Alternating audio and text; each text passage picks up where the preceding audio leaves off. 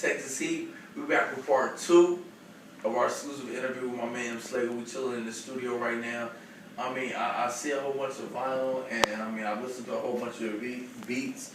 I mean, where do you get your inspiration for your music? And I mean, where do you just go just as far as like, you know, just from a mental aspect when you make the beats you make? Because I mean, you have a signature sound. I know you do different type of beat, right, but you have that signature sound where you say like, oh, okay, that's an MSlago beat. You know what I mean?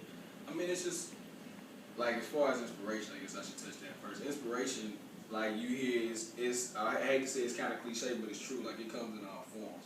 It might be a movie I saw. It might be something that my son said to me today that I never heard him say before.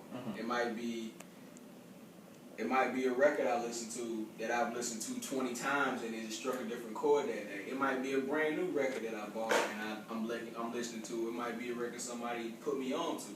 You know, it comes from all different things. It could just be like stream of consciousness and I just happen to trigger something in myself. The sun comes up and it's like super bright and I can't see. And I'm like, yo, I want to make a beat about how bright the sun is right now. But it comes from all elements, man. But just as far as direction with the production, it's not anything set. Like I kind of go into everything for the most part with a clean slate. Like I sit down, with no idea of what I'm gonna come up with. I hear a record, I hear sounds I like in the record, and I just go in and start, you know what I mean, chopping. That's just kind of how it come out. Every now and again, I have something in mind of what I want to do, and I'll just go ahead and execute it. But it's with the sound is just that's what I like. Like I like the reason I started producing was I'm from Nashville, Tennessee. For those who don't know, I'm from Nashville, Tennessee, born and raised. Moved to Texas like 6-7 years ago. But I didn't like the music I was hearing on the radio. And at that time, the world was a lot bigger than it is now with the internet. It wasn't as small. But I wasn't accustomed to being able to go get what I wanted. I just had to get whatever I got, which was coming on, syndicated radio. Exactly. And I didn't like what I was hearing. So the logical progression for me was, if I don't like the music I'm hearing, I gotta just go make it myself. And I guess that's how the sound came about. Like I make what I want to hear, and hopefully people, look in return. So we do. Well, man, the first time I ever heard about you, I listened to this mixtape, and it was this Outkast song, one of my favorite Outkast songs. You remixed it, and I thought that was really dope. That was the only reason I stopped to even notice it. You know what I mean? Because I was like, man, if this was Outkast, I'm gonna listen to it. You know what I mean? And that beat was dope. I ended up scooping that beat up. But I mean, you play co-host to Easy Eddie D's radio show, which has been around for years. I remember listening to it in high school. I mean, talk about your role in that and just how, that's really been the source of hip hop here in Dallas, just as far as people that are looking for something that's outside of the box. You know what I mean? It definitely has, man. Ed's been doing that show, like Knowledge Drop Lesson Start, Volume 2 now. He's been doing that show for 27, 28 years, I want to say. That's what I'm saying. So yeah, Ed's been rocking for a long time. It's the second longest running hip hop show in the world. A lot of people don't know that. A lot of people should. You know what I mean? But as far as DFW is concerned, Ed, man, Easy Eddie D is the godfather of hip hop. In DFW. For sure. Like, if you heard hip hop coming out of anywhere, in any speakers, any party, any jam, wherever you might have been, it was because of Ed. Because of Easy Eddie D. He's the one that gave that to you. He's the one that's pretty much responsible for anything hip hop related in the Metroplex. And it's that plain and simple. And I've been blessed enough to be able to come into the fold. I've been doing the show now for like 5 years. Oh yeah, it's been a minute. Yeah, like it's crazy. Like it's been about 5 years. And I remember I met you there. Yeah, exactly. Like, cause I remember I heard the Metropolis. Yeah. Metropolis, and I was like, yo, this is fresh.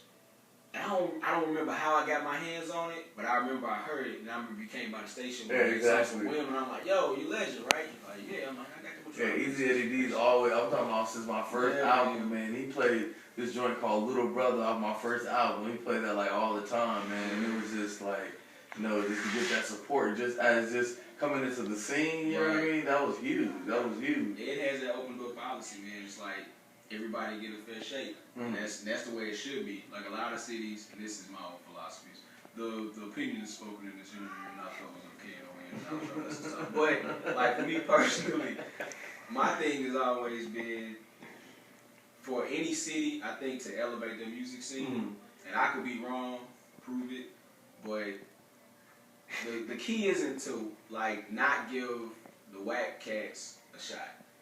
Yeah, That's cool. You whack, but give them a shot. You put everybody on the same platform, and from there, either you stand on your own or you sink. Like that's it. So true. So, and I think that's what Ed wins because he has that open door policy. Everybody can come in, everybody can bring the music, and if it's good, it's good. If it's not, it don't get played. Exactly. Again, you know what I'm saying? So that's true. Well, I mean, there's a lot of cats that are trying to make music. You know what I'm saying? Like they're trying to be producers. I mean, what type of advice would you give to them? You know, in the time that you've been producing and just trying to, you know, make your brand recognizable. there is no spoon. In every aspect you think you want to cut that, that's what it is. There is no spoon.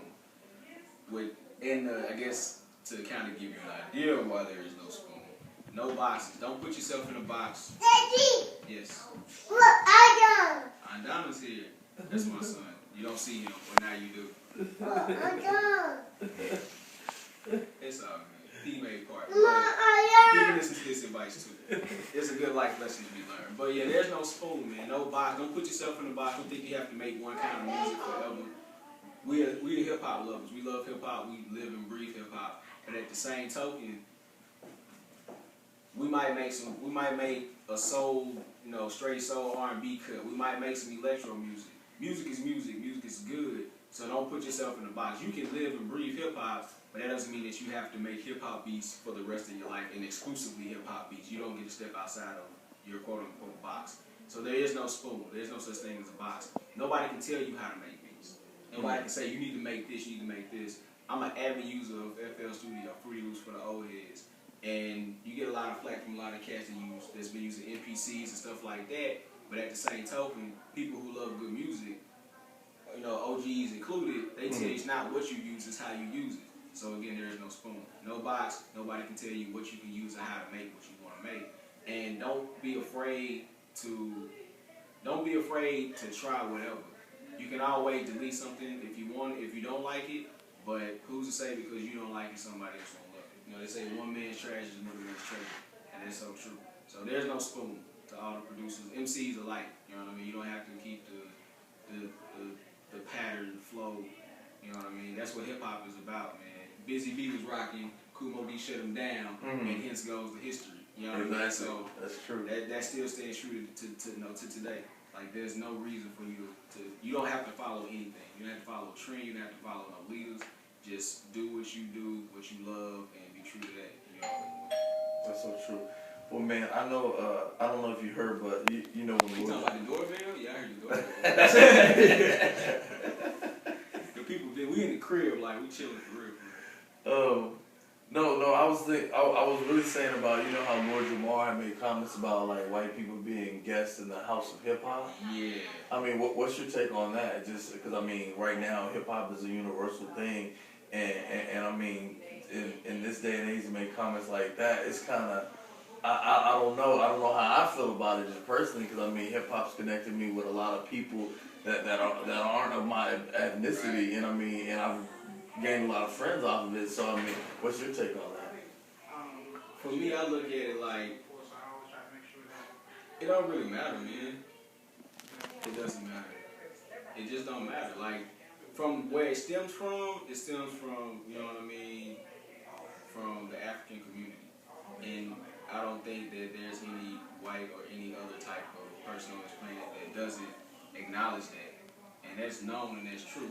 At the same token, man, who's to say that it's not supposed to expand and reach beyond what Africans are able to reach? Why wouldn't you want it to reach beyond? You know what I mean? Go outside of your race, your class, whatever.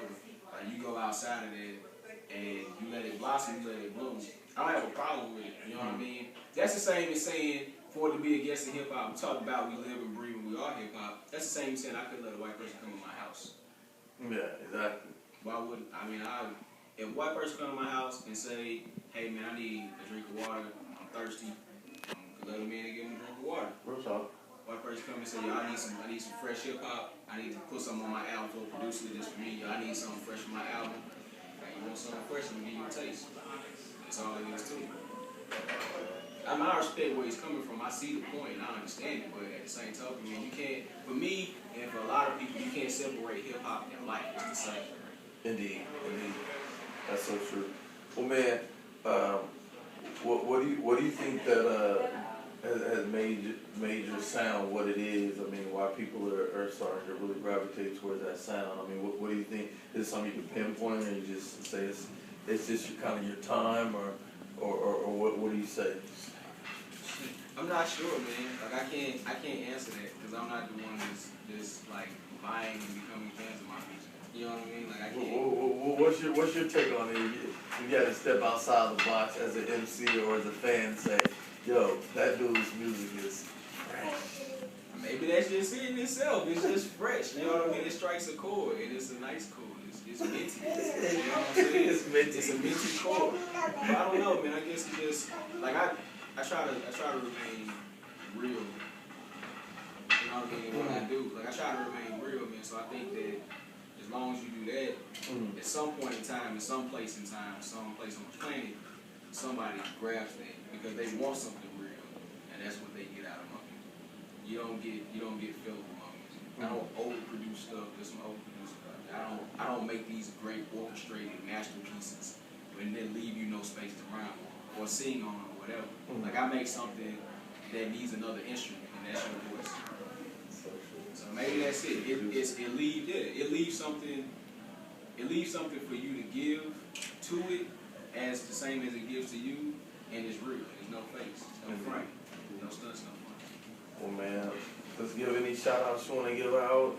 Say any last words, any last pieces of advice, any tidbits of wisdom. Y'all can't see my man Lexine in here, but I'm gonna pull one out of his page. Everybody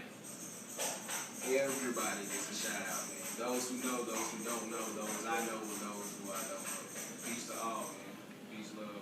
That's how we do it. Texas Heat legend, MSlago, the greatest producer ever in the face